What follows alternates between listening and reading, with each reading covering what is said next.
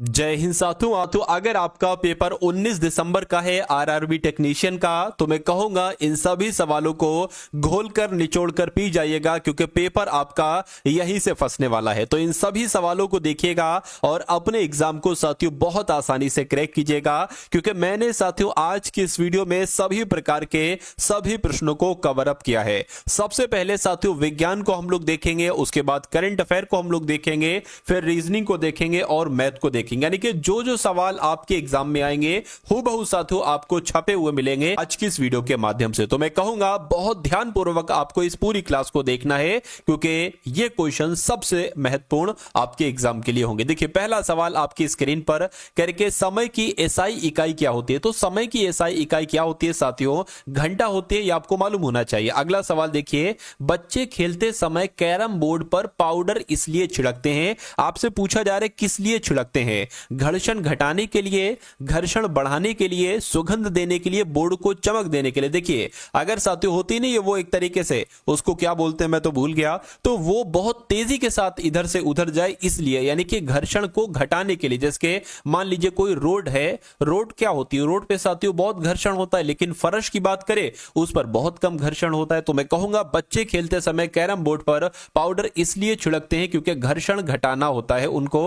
अगला सवाल देखिए, निम्नलिखित में से किसे ग्रह के गति के तीनों नियमों के प्रतिपादन करने का श्रेय दिया जाता है? मुझे बताइए। यह क्वेश्चन बहुत इंपॉर्टेंट है, आपके एग्जाम में आएगा। तो जोहान्स केपलर का नाम आपको मालूम होना चाहिए, क्योंकि साथियों गति के तीनों नियम जो दिए हैं ना साथियों, वो किसने दिए हैं? वो केपलर साहब ने दिए हैं। अगला सवाल देखिए आपकी स्क्रीन पर है, और मैं यहां पर आपको बता दूं साथियों कि पुरुषों और महिलाओं और बच्चों की आवाजों में जो अंतर होता है, इस अंतर के लिए इनमें से कौन जिम्मेदार है? तो कौन जिम्मेदार है साथियों? अगर आपके एग्जाम में यह सवाल आ जाए तो मैं कहूंगा घोषतंत्री जिम्मेदार है। यह सवाल डिक्टो आपके सामने आएगा, आंसर आपको ध्यान रखना, मैंने आपको बतला दिया है।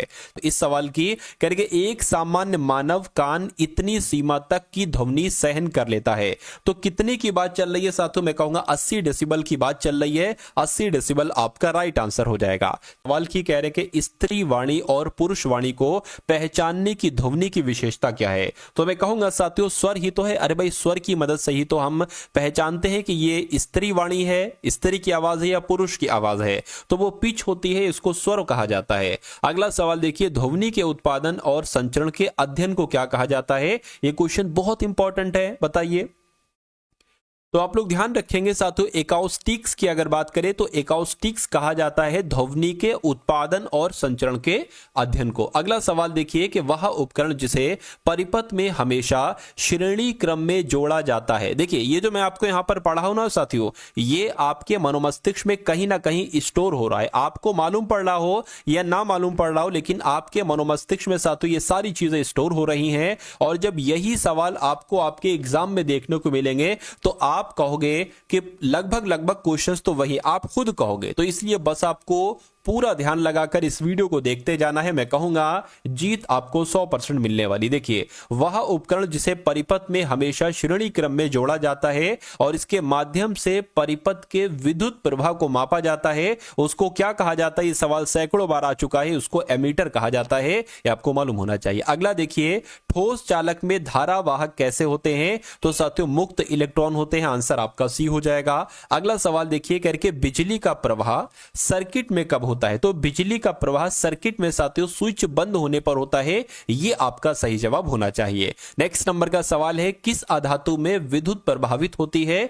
तो किस अधातु में? देखिए वैसे तो अधातु में, धातु में विद्युत का प्रवाह होता है, अधातु में थोड़ी ना होता है, धातु में होता है। लेकिन एक ऐसी अधातु है, मैं कहूंगा ग्रेफाइट एक ऐसी अधातु है जिसमें विद्युत का प्रवाह होता है। उसके बाद देखिए अगला सवाल है करके, विद्युत वाहक बल को मापने के लिए निम्नलिखित में से किस उपकरण का उपयोग किया जाता है? तो आपको मालूम होना चाहिए साथियों, पोटेंशियोमीटर की जब हम बात करते हैं तो विद्युत वाहक बल को मापने के लिए पोटेंशियोमीटर का इस्तेमाल किया जाता है। अगला देखिए, निम्नलिखित में से कौन सी धातु सर्वोच्च चालकता वाली धातु है? तो किसकी बात चल रही है साथियों? चांदी की बात चल रही है। यानी कि चांदी एक ऐसी धातु है जिसकी चालकता बहुत ज्यादा होती है, यानी कि सबसे ज्यादा हो सकती है, ये भी हम लोग कह सकते हैं। अगला देखिए करके, सूर्य का प्रकाश पृथ्वी पर किस प्रक्रिया से पहुंचता है? तो किस प्रक्रिया से पहुंचता है साथियों? विकिरण प्रक्रिया से पहुंचता है, ये आपको यहां पर मालूम होना चाहिए। अगला देखिए कह रहे कि ट्रैफिक सिग्नल में लाल प्रकाश का उपयोग होता है, क्यों? ये इसका जवाब आपको देना है।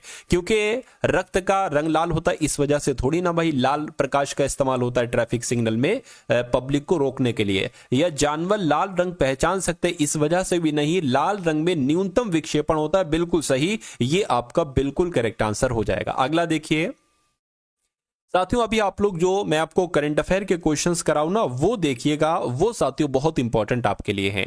चलिए, तो पृथ्वी पर जीवन के लिए ओजोन परत का क्या महत्व है? तो साथियों क्या महत्व है यहां पर अगर बात करें तो आपको मालूम होना चाहिए साथियों, ये हमें अम्लीय वर्षा से बचाती है, नहीं, हमें बर्फबारी से बचाती है, हमें पराबैंगनी, बिल्कुल साथियों सबसे सटीक जवाब आपका पराबैंगनी विकिरण के साथ जाएगा। क्योंकि जो पृथ्वी का सुरक्षा कवच कहा जाता है ओजोन परत को, तो ये हमें सूर्य से आने वाली पराबैंगनी विकिरणों से बचाती है। ये आपको याद रखना है, ये आपके एग्जाम में पूछा जाता है। अगला देखिए साथियों, गैल्वेनोमीटर विद्युत धारा और ग्राफोमीटर का संबंध किससे होगा? बताइए। जैसे विद्युत धारा को गैल्वेनोमीटर के द्वारा मापा जा सकता है, उसी प्रकार ग्राफोमीटर की अगर बात करें, इसके द्वारा साथियों कोण को चेक किया जा सकता है। तो मैं कहूंगा आंसर आपका ऑप्शन नंबर बी के साथ जाएगा। अगला देखिए, निम्नलिखित में से किस वैज्ञानिक ने डायनामाइट का आविष्कार किया था? तो यहां पर आपका जवाब साथियों किस ऑप्शन के साथ जाएगा? जिनका आंसर यहां पर ऑप्शन नंबर ए के साथ है। मैं कहूंगा आंसर आपका बिल्कुल करेक्ट है। चलिए, कह रहे कि इसमें से किसको ईंधन सेल कहा जाता है? क्या ईंधन सेल की जब हम बात करते हैं साथियों, तो मैं कहूंगा जो आणविक ऑक्सीजन होता है, इसको क्या कहा जाता है? ईंधन सेल कहा जाता है। राइट आंसर आपका डी हो जाता है। इनमें से किसे जीवाश्म ईंधन के रूप में जाता है? ये बहुत इंपॉर्टेंट क्वेश्चन है, इसलिए साथियों क्या इसका राइट आंसर आप लोग बताइए। तो जीवाश्म ईंधन के रूप में साथियों जलाऊ लकड़ी कहा जाता है। यानी कि जो जलाऊ लकड़ी है ना, जलाऊ लकड़ी, इसको जीवाश्म ईंधन कहा जाता है। इतनी सी बात आपको मालूम रखना है। उसके बाद देखिए, किसे तरल सोना कहा जाता है? यह भी बहुत इंपॉर्टेंट क्वेश्चन है साथियों। तरल सोना किसे कहा जाता है? तो मैं कहूंगा जो पेट्रोलियम होता है ना, पेट्रोलियम, इसको साथियों तरल सोना कहा जाता है। आपको मालूम होना चाहिए भाई। बहुत बढ़िया, वेरी गुड क्लास। साथियों जिन लोगों ने यहां पर अगर बात करें वीडियो को अभी तक लाइक नहीं किया है, तो मैं रिक्वेस्ट करूंगा साथियों वीडियो को लाइक कर दीजिए। और अगर आप लोग चैनल पर नए हैं और चैनल को अभी तक आपने सब्सक्राइब नहीं किया है, तो मैं रिक्वेस्ट करूंगा साथियों चैनल को भी आप लोग जरूर सब्सक्राइब कर दीजिए, ठीक है ना। चलिए, तो गैसोहोल की अगर बात करें तो ये तो गैसोलीन और एथेनॉल का मिश्रण है। किसका? ये साथियों गैसोलीन और एथेनॉल का मिश्रण होता है गैसोहोल, ये आपको मालूम रखना है। अगला सवाल देखिए, निम्नलिखित में से किसने गोबर गैस प्रणाली का आविष्कार किया था? तो मैं कहूंगा इनका नाम है सीवी देसाई। क्या नाम है इनका? सीवी देसाई इनका नाम है, और इन्होंने ही गोबर गैस प्रणाली का आविष्कार किया था। अगला देखिए, बायोगैस संयंत्र से निष्कासित कौन सी गैस ईंधन गैस के रूप में प्रयोग की जाती है? बताइए। तो मैं कहूंगा साथियों यहां पर आपका जवाब जो जाएगा वो ऑप्शन नंबर सी के साथ जाएगा, क्योंकि बायोगैस संयंत्र से निष्कासित मीथेन गैस ईंधन गैस के रूप में प्रयोग होती है। अगला देखिए, निम्नलिखित में से किसका अधिकतम तापजनक मान होता है? तो अगर आपके एग्जाम में पूछा जाए कि सबसे अधिकतम तापजनक मान किसका होता है, तो आपको हाइड्रोजन बता देना है। क्या आपको बता देना है साथियों? हाइड्रोजन बता देना है, क्योंकि हाइड्रोजन का तापजनक मान अधिकतम होता है। उसके बाद देखिए, खाने के सोडे का रासायनिक नाम क्या है? बताइए। तो मैं कहूंगा साथियों, देखिए खाने की बात चल रही है, तो मैं कहूंगा बाइट, कहते नहीं एक बाइट मुझे दे दो, एक निवाला मुझे दे दो। तो खाने के सोडे को रासायनिक नाम इसका क्या है? सोडियम बाइकार्बोनेट है। ये आपको साथियों याद रखना है। अगला सवाल देखिए, जल जिसमें कैल्शियम अथवा मैग्नीशियम के घुलनशील लवण होते हैं साथियों, उनको क्या कहा जाता है? तो वो जल कैसा जल होता है? मैं कहूंगा वो कठोर जल होता है। क्या जल? कठोर जल में कैल्शियम और अथवा मैग्नीशियम के घुलनशील लवण होते हैं, वही तो साथियों कठोर जल होता है। अगला सवाल देखिए, कह रहे कि राष्ट्रीय रासायनिक प्रयोगशाला ये कहां पर स्थित है? तो मैं कहूंगा ये कहां पर स्थित है? ये पुणे में स्थित है। कहां पर साथियों? पुणे में स्थित है। उसके बाद देखिए, न्यूट्रॉन की अगर बात करें तो न्यूट्रॉन की खोज किसके द्वारा की गई? मैं आपको बता देता हूं, चैडविक के द्वारा साथियों न्यूट्रॉन की खोज की गई। उसके बाद देखिए साथियों कि एटम बम का आविष्कार किसने किया? बताइए।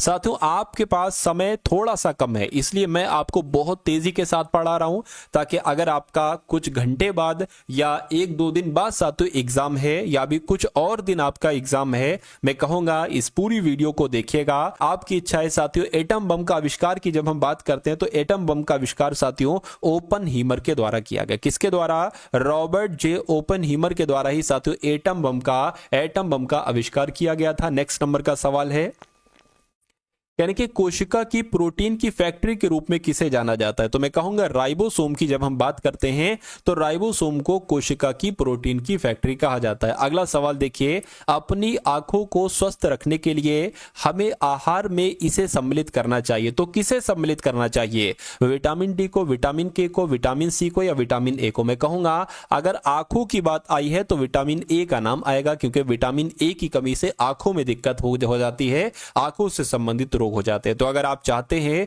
कि आंखों से संबंधित रोग ना हो तो अपने शरीर में विटामिन ए की कमी आपको नहीं करना है। अगला देखिए, टमाटर में कौन सा विटामिन होता है? देखिए टमाटर की जब हम बात करते हैं तो टमाटर में विटामिन सी होता है।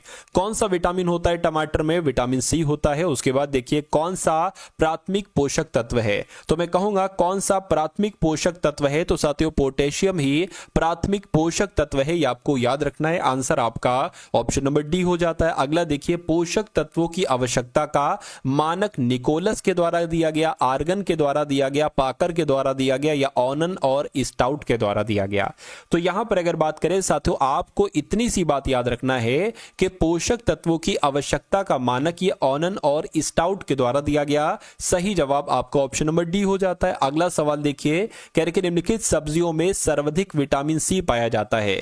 तो मैं कहूंगा इन चारों को जब हम देखते हैं तो मिर्च में साथियों विटामिन सी पाया जाता है, इनमें साथियों एक तरीके से नहीं, यानी कि सर्वाधिक विटामिन सी मिर्च में ही होता है। नेक्स्ट नंबर का सवाल है, कहने के घाव भरने के लिए निम्नलिखित में से किस विटामिन की सहायता ली जाती है? तो साथियों घाव अगर एक तरीके से किसी के चोट लग जाए तो उसका घाव जल्दी ना भर रहा हो तो मैं कहूंगा विटामिन सी की कमी है। तो घाव भरने के लिए विटामिन में से कौन सा विटामिन सहायक है? तो विटामिन सी सहायक है। उसके अलावा अगर बात करें किसी के चोट लग जाए और खून उसका थोड़ा सा बहे और रुक जाए, यानी कि उसके बॉडी में विटामिन के की मात्रा भरपूर है लेकिन विटामिन के की मात्रा अगर कम है तो उसका खून बहता रहेगा, धीरे धीरे धीरे धीरे बहता रहेगा और फिर उसकी मृत्यु भी हो सकती है। तो इसलिए विटामिन के की मात्रा को कभी आपको साथियों कम नहीं रखना है अपनी बॉडी में। अगला सवाल देखिए, कौन सा विटामिन ए का प्रचुरतम स्रोत है, यानी कि किसमें विटामिन ए पाया जाता है? मुझे बताइए। अगर बात करते हैं इन चारों ऑप्शन में से आम की, तो मैं कहूंगा विटामिन ए का प्रचुरतम स्रोत है, यानी कि आम में विटामिन ए पाया जाता है। अगला देखिए, विटामिन ई का महत्वपूर्ण स्रोत इनमें से कौन सा है? तो ताड़ का तेल, नारियल का तेल, गेहूं, अंकुर। साथियों विटामिन ए जो है, विटामिन ई की अगर बात करें तो गेहूं में और अंकुर के तेल में पाया जाता है। ये आपका राइट आंसर होना चाहिए। अगला सवाल देखिए, निम्नलिखित में से किस ब्लड ग्रुप को बॉम्बे ब्लड ग्रुप कहा जाता है? ये क्वेश्चन बहुत इंपॉर्टेंट है साथियों। देखिए यहां पर अगर बात करें साथियों, ना तो ग्रुप ए को ना ए बी को, मैं कहूंगा साथियों डबल एच ग्रुप को, डबल एच ब्लड ग्रुप को बॉम्बे ब्लड ग्रुप के नाम से जाना जाता है। यह बात आपको साथियों याद रखना है भाई। बहुत बढ़िया, वेरी गुड क्लास। तो साथियों विज्ञान के आपके पूरे के पूरे 40 प्रश्न आएंगे। 40 प्रश्न मैं आपको करवा चुका हूं। अब 10 सवाल हम लोग देख लेते हैं साथियों करंट अफेयर के, और उसके बाद साथियों देखिए रीजनिंग एक ऐसा सब्जेक्ट है जिसमें टेक्नीशियन के पेपर में आप पूरी रीजनिंग में से पूरे क्वेश्चन बिल्कुल सही कर सकते हैं, क्योंकि अगर आपको एक बार रीजनिंग आ गई तो मेरा मानना है कि साथियों सारे सवाल आपके बहुत आराम से और बहुत अच्छे तरीके से हो जाएंगे। कोई दिक्कत कोई परेशानी आपको महसूस नहीं होगी, ठीक है ना। तो अगर बात करते हैं करंट अफेयर के पहले सवाल की, कह रहे कि जो अभी विश्व प्रतिभा रैंकिंग हुई थी इसमें शीर्ष पर कौन सा देश था? तो स्विट्जरलैंड साथियों शीर्ष पर था, यानी कि विश्व प्रतिभा रैंकिंग में टॉप पर कौन आया है? स्विट्जरलैंड टॉप पर आया है। अगला देखिए, कहां भारत का पहला कागज रहित चुनाव आयोजित किया गया है? तो कहां की बात चल रही है? मध्य प्रदेश की बात चल रही है, यानी कि भारत का पहला कागज रहित चुनाव कहां पर आयोजित किया गया है? मध्य प्रदेश में। आईफा अवार्ड्स 2024 का आयोजन कहां पर साथियों किया गया है? तो मैं कहूंगा साथियों आबू धाबी इसका सही जवाब होगा। आबू धाबी में ही आईफा अवार्ड्स 2024 हुए हैं। नेक्स्ट नंबर का सवाल है, करके कौन नेपाल का सबसे बड़ा व्यापारिक साझेदार बना है? तो मैं कहूंगा साथियों यहां पर आपका राइट आंसर जो जाएगा वो भारत के साथ जाएगा, क्योंकि नेपाल का सबसे बड़ा व्यापारिक साझेदार अपना भारत देश ही बना है। उसके बाद देखिए, भारत और किस देश ने द्विपक्षीय निवेश संधि पर हस्ताक्षर किए हैं? तो यहां पर आपका राइट आंसर उज्बेकिस्तान के साथ जाएगा। तो भारत और उज्बेकिस्तान देश ने द्विपक्षीय निवेश संधि पर हस्ताक्षर किए हैं। अगला देखिए, किसका पहला संस्मरण Mother Mary comes comes to me launch किया जाएगा। तो किसकी बात चल रही है? मैं कहूंगा अरुंधति राय की बात चल रही है, यानी कि अरुंधति राय का पहला संस्मरण Mother Mary comes to me launch किया जाएगा। आंसर आपका ऑप्शन नंबर ए हो जाता है। नेक्स्ट नंबर का सवाल है आपकी स्क्रीन पर, कहने के किस देश के दिग्गज एम्पायर अलीम, क्या साथियों, किस देश के, अगर बात करें तो किस देश के दिग्गज एम्पायर अलीम डार ने अंतरराष्ट्रीय एम्पायरिंग से संन्यास की घोषणा की है? तो मैं कहूंगा ये पाकिस्तान के हैं, ठीक है ना। एम्पायर हैं अलीम डार इनका नाम है और इन्होंने अंतरराष्ट्रीय एम्पायरिंग से संन्यास की घोषणा कर दी है। अगला सवाल देखिए, दूसरे भारत और चीनी और जैव ऊर्जा सम्मेलन का उद्घाटन कहां पर किया गया है? तो साथियों नई दिल्ली में इसका उद्घाटन किया गया है। राइट आंसर आपका सी हो जाएगा। अगला देखिए, कहा जा रहा है साथियों आपसे 20,942 फीट ऊंची एक चोटी का नाम दलाई लामा के नाम पर रखा गया है। तो मैं कहूंगा साथियों ये कहां पर है? तो ये साथियों अरुणाचल प्रदेश में, यानी कि कहां पर? तो अरुणाचल प्रदेश में 20,942 फीट ऊंची एक चोटी का नाम दलाई लामा के नाम पर रखा गया। अरुणाचल प्रदेश में ये चोटी है। अगला सवाल है आपकी स्क्रीन पर, कह रहे कि किस राज्य का एंड्रो गांव 2024 तक का सर्वश्रेष्ठ पर्यटन गांव साथियों बन गया है? तो किसकी बात चल रही है? मैं कहूंगा मणिपुर की बात चल रही है, यानी कि मणिपुर आपके सवाल का बिल्कुल करेक्ट आंसर हो जाता है भाई। बहुत बढ़िया, वेरी गुड क्लास।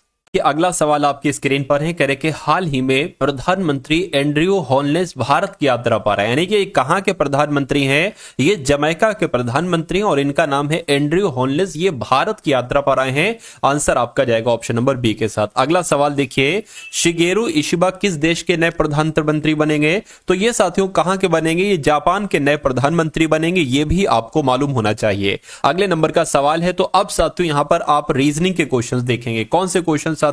रीजनिंग के क्वेश्चंस देखेंगे और आप लोग यहां पर साथियों किसके? आप लोग यहां पर मैथ के क्वेश्चंस देखेंगे। चलिए, तो इस सवाल की अगर बात करें साथियों, इसमें आपको सिर्फ इतना करना है कि यहां पर एक दर्पण रखा हुआ है। आपको अगर दर्पण में SXG5AY दिखाना हो तो ये कैसा दिखेगा? देखिए, जैसा Y है वैसा दिखेगा, जैसा A है यहां पर वैसा दिखेगा, 5 ऐसा है तो 5 ऐसा दिखेगा, G साथियों कुछ इस प्रकार से दिखेगा, X ऐसा ऐसा दिखेगा और S कुछ ऐसा दिखेगा। तो मैं ऐसा कहां पर साथियों आपको दिख रहा है? मैं कहूंगा ऐसा ऑप्शन नंबर ए में दिख रहा है। तो यही आपका बिल्कुल करेक्ट आंसर है भाई। बहुत बढ़िया, वेरी गुड क्लास।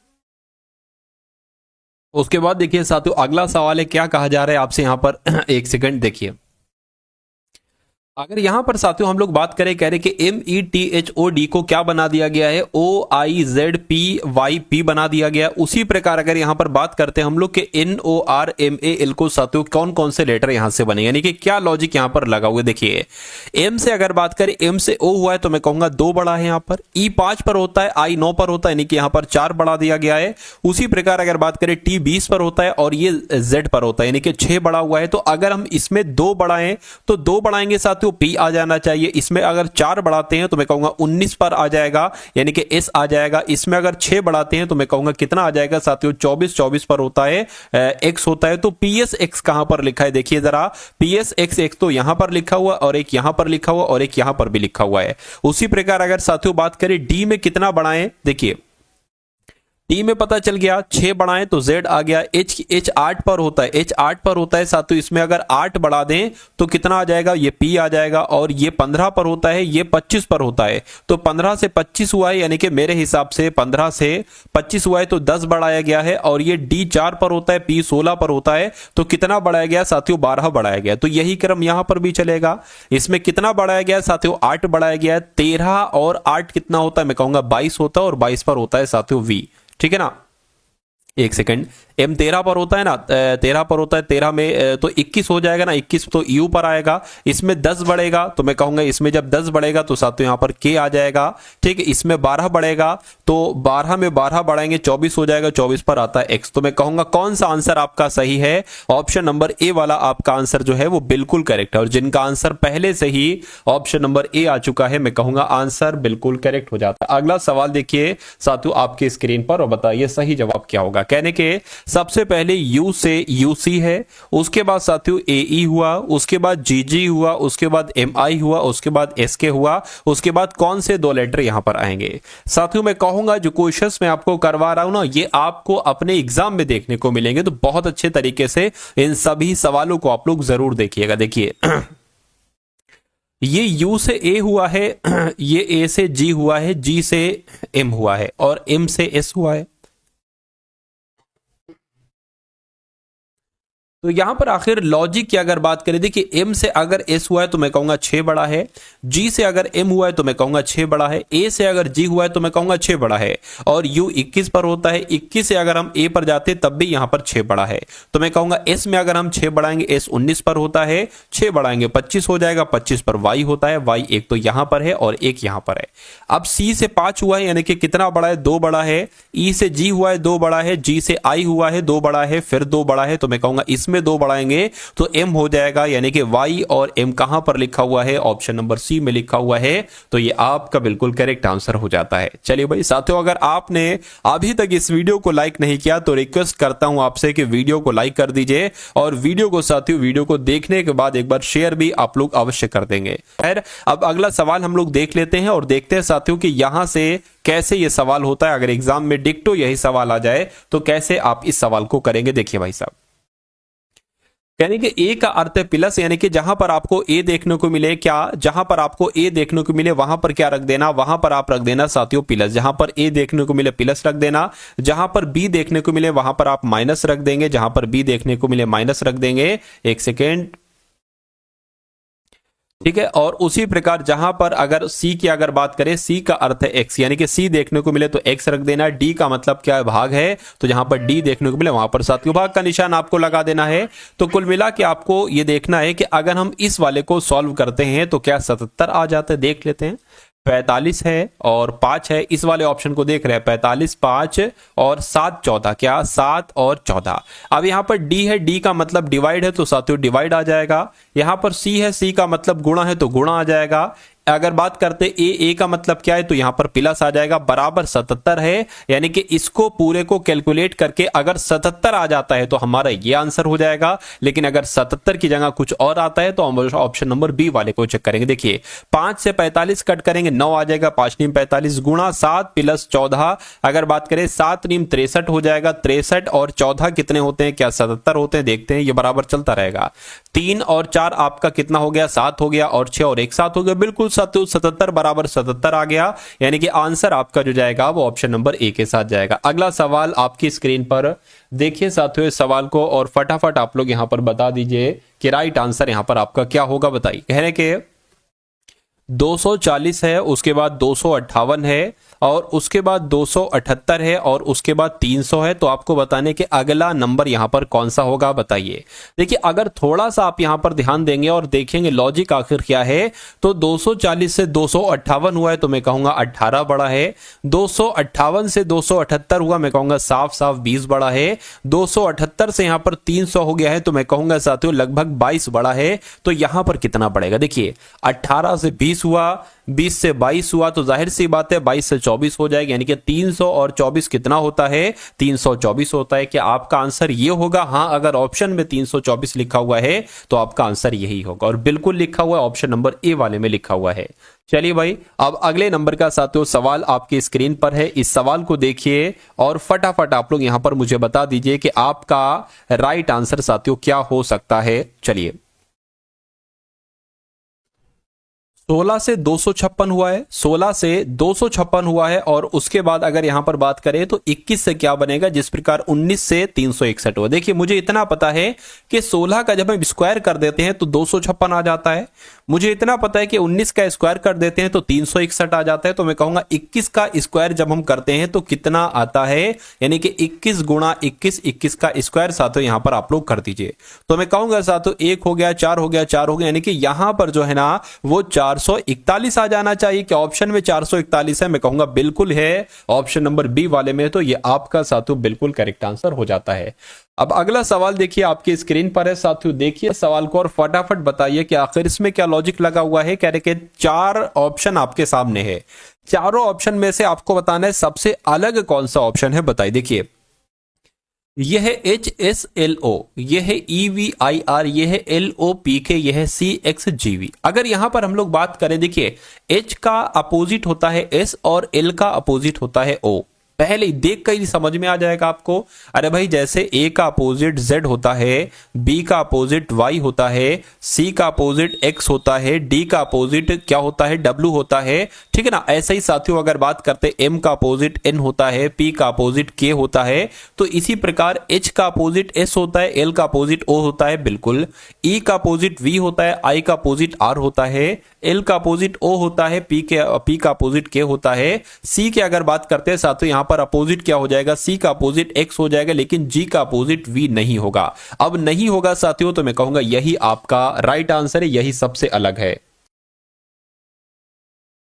अब उसके बाद देखिए अगला सवाल, ऐसा भी सवाल साथियों आपसे एग्जाम में पूछा जाता है, तो अगर ऐसा डिक्टो यही क्वेश्चंस आ जाता है तो कैसे, मतलब क्या आपका राइट आंसर होगा, कैसे इस सवाल को करेंगे, मैं आपको साथियों बतला देता हूं। देखिए कहने के उस विकल्प का चयन करिए जिसमें निम्न शब्दों का वह क्रम दिया गया है जिस क्रम में वे अंग्रेजी शब्दकोश में होते हैं। आपको बताने कि इन सभी शब्दों में से, वर्ड्स में से कौन सा सबसे पहले आता है। तो मैं कहूंगा CRE यहां पर लिखा हुआ है, CRE यहां पर भी लिखा हुआ है, CRE यहां पर भी, CRE यहां पर भी, CRE यहां पर भी, यहां पर DD लिखा है, यहां पर भी D, यहां पर A लिखा है, तो A सबसे पहले आता है। मैं कहूंगा 2 वाला सबसे पहले आएगा। उसके बाद देखिए D यहां पर है, D यहां पर है, D यहां पर है, D यहां पर E है, तो E पहले आता है, ना के आई, ना टी ना के आई। मैं कहूंगा ई सबसे पहले आता है तो सातों उसके बाद 5 हो जाएगा। अब देखिए यहां पर अगर बात करें डी आई है और ये आई है और ये ई है, ये तो हो चुका है। अब इसमें से बताना है कौन सा सबसे पहले आएगा। देखिए आई टी और आई बी, तो आई बी पहले आएगा ना,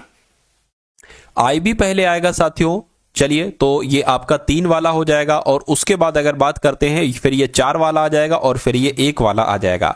तो मैं कहूंगा 25341 कहां पर लिखा हुआ है, 25341 आपका ऑप्शन नंबर बी में लिखा हुआ है, तो ये आपका बिल्कुल करेक्ट आंसर हो जाता है। अगला सवाल देखिए सिटिंग अरेंजमेंट का है, बहुत शानदार क्वेश्चन है। कह रहे कि 8 मित्र हैं P Q R S T U V और डब्ल्यू, एक मेज के परिता इसके केंद्र की ओर अभिमुख होकर एक बैठे हैं एक गोल बेस पर। ठीक है, इतनी बात क्लियर है, बिल्कुल क्लियर है। तो एक हम साथियों क्या गोल मेज बना लेते हैं, एक गोल मेज साथियों मैंने यहां पर बना लिया और 8 लोग हैं, तो 1 2 3 4 5 6 7 और 8 यहां पर हो गए। अब क्या क्या कहा जा रहा है साथियों, ये आपको यहां पर देखना है। क्या कह रहे हैं, कह रहे कि ये क्या, ये कुछ नहीं है साथियों। कह रहे कि पी जो है ना, पी ये आर और एस के बीच में है, ठीक है।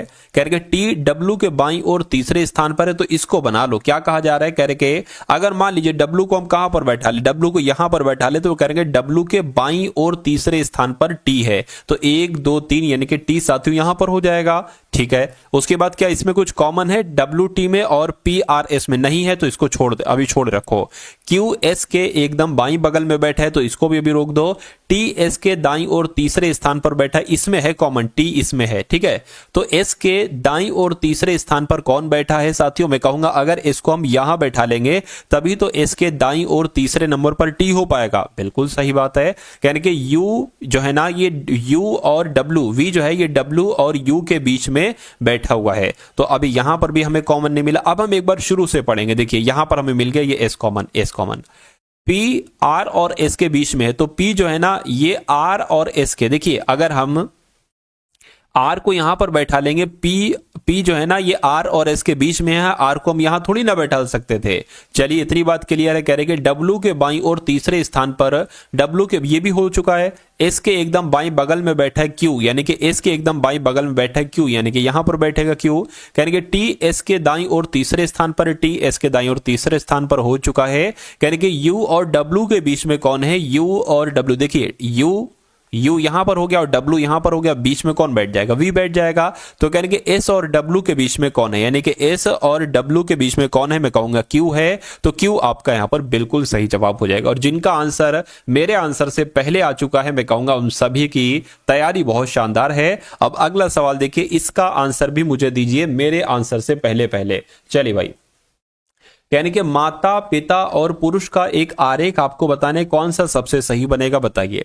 देखिए जो पुरुष होते हैं मैं कहूंगा वो पिता ही तो होते हैं, ठीक है, और लेकिन माताएं अलग हो जाएंगी, तो कुछ ऐसा आरेख साथियों कहां पर बनेगा, मैं कहूंगा ऐसा आरेख तो साथियों आपको ऑप्शन नंबर बी में नजर आ रहा है। तो इस प्रकार जिनका आंसर ऑप्शन नंबर बी के साथ है बिल्कुल करेक्ट भाई, बहुत बढ़िया, वेरी गुड क्लास। चलिए साथियों अब उसके बाद देखते हैं नेक्स्ट नंबर का सवाल आपकी स्क्रीन पर है करके। अब यहां पर मैथ के क्वेश्चंस आ चुके हैं, ठीक है ना। मैथ के क्वेश्चंस को देखिए, जो आपका आरआरबी टेक्नीशियन का पेपर है, मैं कहूंगा चैनल को साथ सब्सक्राइब कर लीजिए। अब जो कंटेंट आपको मिलने वाला है वो एकदम A1 कंटेंट मिलने वाला है, गोल्डन कंटेंट मिलने वाला है। जो चीजें आपको पढ़ाई जाएं उनको अच्छे से पढ़ लीजिएगा। मैं कहूंगा एग्जाम को क्रैक करने से कोई दुनिया की ताकत आपको साथियों नहीं रोकेगी। देखिए कह रहे कि निश्चित धनराशि पर 5% वार्षिक ब्याज दर पर 2 वर्षों के चक्रवृद्धि ब्याज और साधारण ब्याज के बीच अंतर 152। देखिए कभी भी अगर आपको सवाल में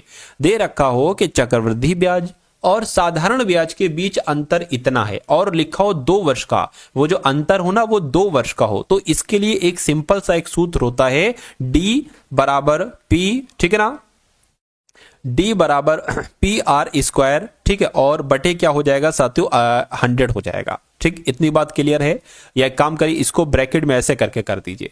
अब डी क्या है? डी डिफरेंस है। डिफरेंस का मतलब अंतर होता है, तो मैं कहूंगा ए डी की जगह पर 152 आ जाएगा। पी ही तो हमें ज्ञात करना है, राशि ही तो हमें ज्ञात करना है। आर कितना है? 5%, यानी कि 5 गुणा 5 हो गया। और अगर बात करते हैं साथियों यहां पर 100 की बात करें तो 100 गुणा 100 यहां पर हो जाएगा। पी यहां पर लिखा हुआ है तो यहां पर लिख दो, ये यहां पर लिख दो, बात एक ही है। चलिए इसको अगर कट करेंगे तो यहां पर ये आ जाएगा, इसको अगर कट करेंगे यहां पर ये आ जाएगा। 20 की गुणा इससे हो जाएगी, यानी कि 152 गुणा 20 बराबर क्या आ जाएगा? आपका पी आ जाएगा। इसको कैलकुलेट कर लीजिए, यानी कि 152 गुणा 20 की अगर 20 से करोगे तो 400 आ जाएगा। तो 152 की गुणा साथियों 4 से आप लोग करा लीजिए, 4 दूना 8 हो जाएगा, 15 चक्कू 60 हो जाएंगे। मैं कहूंगा 6080 कहां पर लिखा हुआ है, मैं कहूंगा 0 यहां पर और बढ़ा लेंगे तो 60,800 आपकी वो राशि हो जाएगी। और ये आपका साथियों बिल्कुल करेक्ट आंसर हो जाता है भाई। बहुत बढ़िया, वेरी गुड क्लास। चलिए साथियों अब अगला सवाल यहां पर हम लोग देख लेते हैं और देख लेते हैं कि आपका राइट आंसर यहां पर साथियों किस ऑप्शन के साथ जाएगा। अगला सवाल आपके स्क्रीन पर ये रहा साथियों। फटाफट आप लोग कैलकुलेशन करके मुझे बताइए कि आपका राइट आंसर यहां पर क्या हो सकता है। चलिए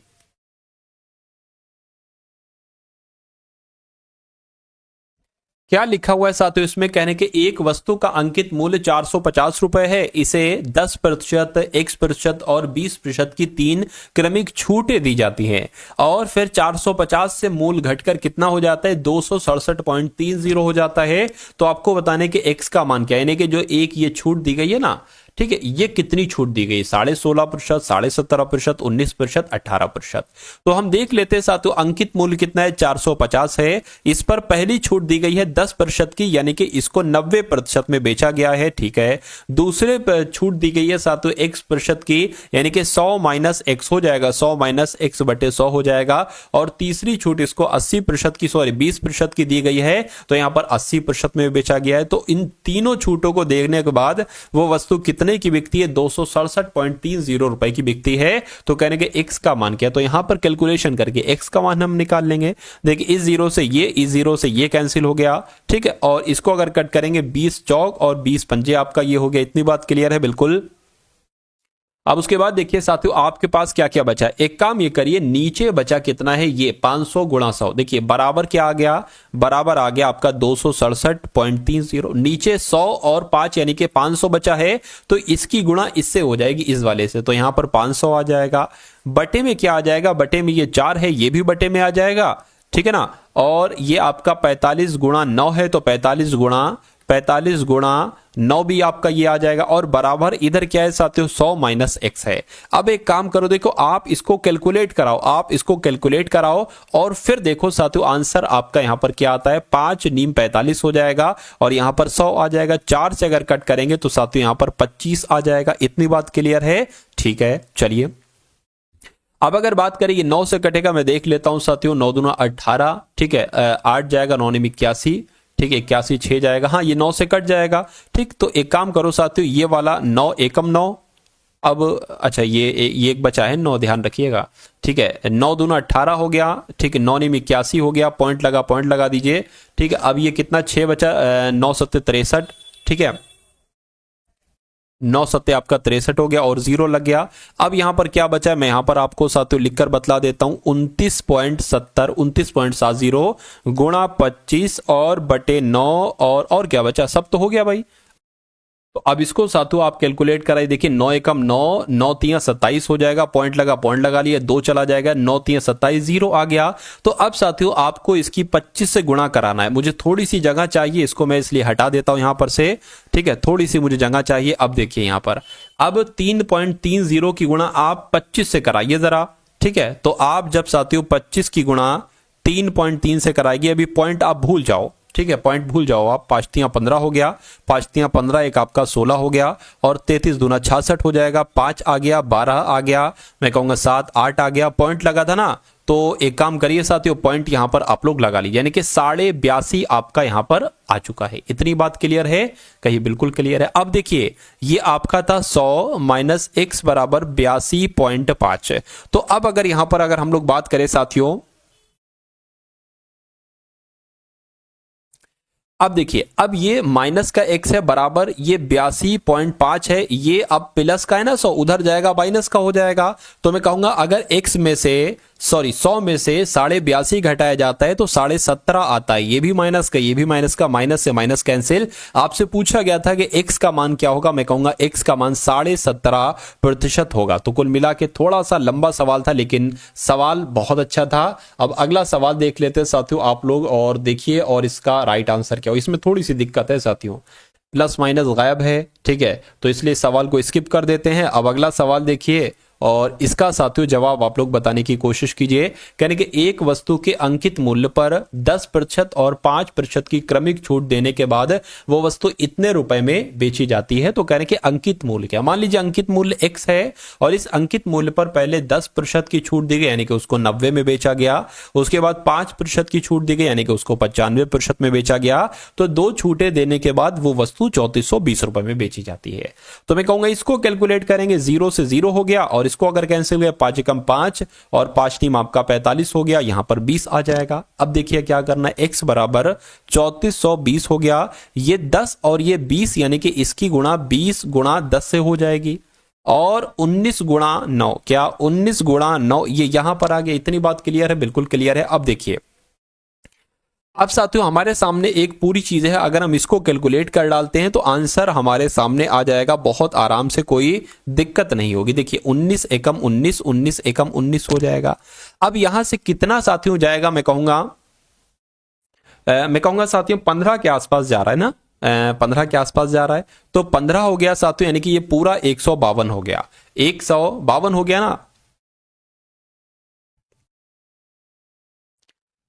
152 अगर बात करें साथियों, 152 हो गया, और ठीक है, तो 19 अट्ठे कितना होता है, 152 होता है, ये 0 आ गया।